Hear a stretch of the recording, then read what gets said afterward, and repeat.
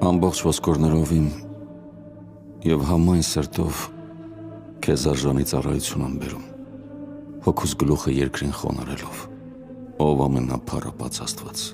որ բնակվում ես անմեկնելի լռության մեջ։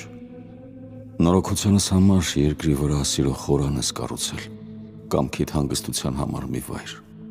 սուրբ յուղով բարեկարգված մարմնեղեն տաճար, որ վեր է ցանկացած սրբությունից։ Դու այն լցրել ես քո սրբություններով, որպեսզի նրանում ծառայություններ մատուցվեն և հավիտյան փառաբանվեն քո սուրբ երրորդության երեք էությունները։ Քո սուրբ շնորհով ստեղծված աշխարհներին բացել ես այն անճարելի ուժը խորհրդավոր, որ անկարող են արարածներդ զգալ